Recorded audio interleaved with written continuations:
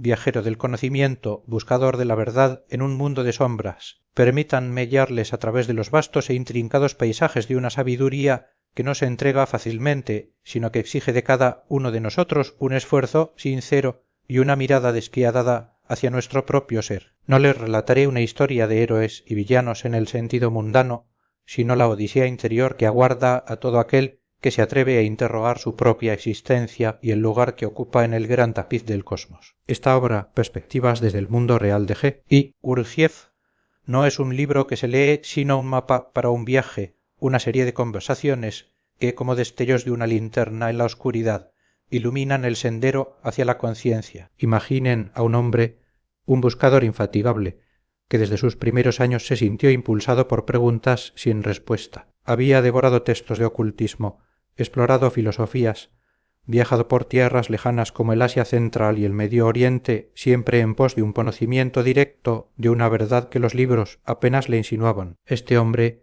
nuestro protagonista, se hallaba en un punto de profunda insatisfacción, rodeado de una niebla que le impedía ver con claridad. Sus esfuerzos, aparentemente fútiles, le habían convencido de que la sabiduría que buscaba no residía en las páginas, sino en el encuentro con alguien vivo, un guía experimentado. El telón se levanta en Moscú en 1914. Nuestro buscador, tras leer un artículo sobre un ballet místico titulado La lucha de los magos, cuyo autor era un tal G. y Gurdjieff decide, con una resolución inquebrantable, encontrar a este enigmático orientalista. Su amigo, aún compañero de estudios ocultos, se revela, para su asombro, no solo conocedor de la obra, sino amigo personal de Gurdjieff. Es a través de a que se concierta un encuentro, una rara excepción, en la recóndita casa de campo de Gurdjieff, lejos de las miradas de los demás. Así comienza la trama central, la revelación de una enseñanza destinada a transformar al hombre de un autómata inconsciente a un ser consciente. La descripción del estudio de Gurdjieff es el primer indicio de un mundo diferente: tapices,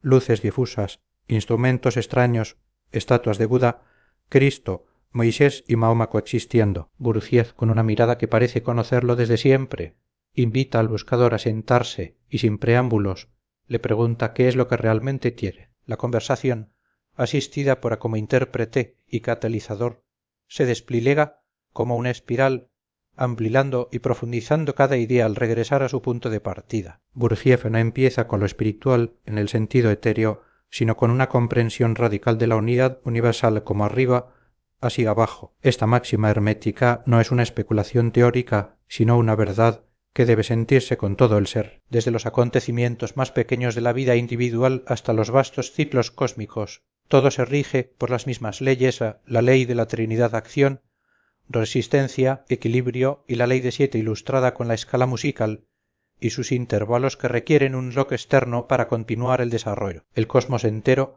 desde el absoluto hasta la Tierra y la Luna, es una vasta octava de vibraciones, con sus notas y sus silencios. El hombre, una estación transmisora de sustancias, es también un microcosmos de esta ley. Su organismo es una fábrica de 3 pisos: cabeza, pecho, abdomen, que procesa 3 tipos de alimento: la comida, el aire y las impresiones. Estos alimentos entran en octavas de órdenes diferentes y su desarrollo depende de esos que permiten la transmutación de una sustancia en otra más fina. La enseñanza de Gurdjieff, sin embargo, no es un camino fácil de meras lecturas y discusiones. Jeanne de Salzmann, su alumna cercana, lo enfatiza: las formas de la enseñanza cambian tan pronto como se alcanza una nueva comprensión. El intelecto abre la puerta, pero el sentimiento y el cuerpo deben experimentar la verdad. Las condiciones insólitas, la interrupción repentina de rutinas, buscan trastornar los hábitos para forzar un examen profundo y una sinceridad total con uno mismo. A medida que la conversación avanza, el buscador comprende la aterradora mecanicidad del hombre. Nos creemos seres conscientes y libres, pero somos autómatas, reaccionando automáticamente a influencias externas, careciendo de una verdadera voluntad. Tenemos cientos de yoes contradictorios, no hay un yo permanente que dirija nuestra vida. La moralidad, el conocimiento, incluso el arte, son meramente información o hábitos si no se basan en un ser consciente. La vida del hombre se compara con un carruaje cuerpo, tirado por un caballo sentimientos, guiado por un cochero mente, pero sin un amo, el verdadero yo, que le dé dirección. El aparato formatorio, la mente, es sólo una secretaria que descifra y recodifica sin verdadera comprensión. La liberación de esta mecanicidad es la trama del desarrollo de sí. Gurdjieff introduce la metáfora de los dos ríos, uno, el río de la vida ordinaria, donde las gotas de agua, los hombres, son arrastradas pasivamente por el azar, sus alegrías y sufrimientos accidentales; el otro, un río de progresión alternante, donde la gota actúa por ley, con un propósito. Pasar del primer río al segundo implica morir antes de morir, la muerte de la personalidad falsa, del egoísmo, de la identificación con las ilusiones. Este no es un camino fácil, requiere un querer de la esencia, no sólo de la mente, y una sinceridad brutal consigo mismo para ver la propia nulidad. El sufrimiento consciente se revela como una herramienta vital, a diferencia del sufrimiento inconsciente y fútil que surge de la pasividad. El sufrimiento voluntario, producto del conflicto interno, el intentar ir contra la propia mecanicidad, es lo que genera sustancia y magnetismo, dando la posibilidad de hacer en lugar de ser hecho. La práctica del trabajo sobre sí mismo se concreta en ejercicios como el stop, detener instantáneamente todo movimiento físico y mental para observarse en una postura inusual y romper los automatismos y el desarrollo de la atención automática y la observación objetiva de sí. Se enfatiza la economía de energía, pues el hombre derrocha su vitalidad en tensiones innecesarias y asociaciones mecánicas. No se puede obtener más energía, la única salida es economizar la que tenemos. La meta final de esta enseñanza es la cristalización de un segundo cuerpo, el cuerpo astral, y luego un tercero, el mental, y un cuarto. Estos cuerpos no nacen inconscientemente, sino que se forman de materia fina acumulada a través de la labor consciente. Este es el verdadero alma y la base de la inmortalidad. Gurdjieff redefine el cristianismo y otras religiones, afirmando que sus verdades han sido olvidadas y que la capacidad de amar o de tener libre voluntad no es innata, sino que debe ser cultivada a través de un trabajo arduo. Un cristiano es aquel que puede cumplir los mandamientos, no solo aquel que cree en ellos. La educación, tal como la conocemos, es deficiente, pues solo desarrolla la mente dejando la esencia del niño sin guía. El hombre es un ser tricerebral con 3 centros, pero rara vez funciona como tal. La armonía y la verdadera actividad requieren que los 3 centros motor, emocional e intelectual trabajen al unísono, algo que la vida ordinaria y la educación moderna han pervertido. El camino del conocimiento de sí y del desarrollo de sí es solitario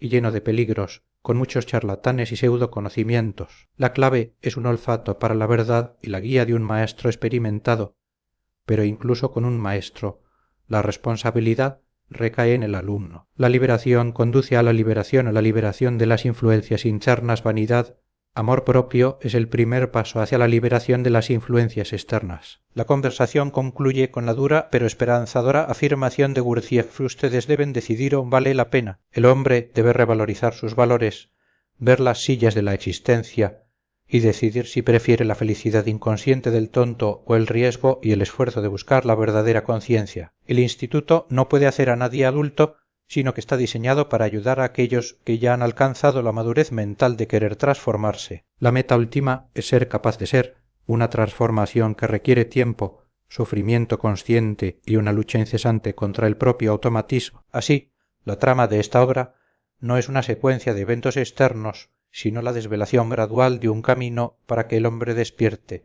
se conozca a sí mismo y se construya, paso a paso, un yo unificado y consciente, escapando de la servidumbre de la mecanicidad para alcanzar su verdadero potencial. Un llamado urgente a la autoobservación y al trabajo interior, porque como nos recuerda el maestro, la energía gastada en un trabajo interior activo se transforma al instante en una nueva reserva. La gastada en trabajo pasivo se pierde para siempre. Y para el hombre el secreto es sencillo: hacer las cosas como un hombre, con los 3 centros en plena conciencia, una tarea que puede, en última instancia, llevarle a devenir capaz de ser.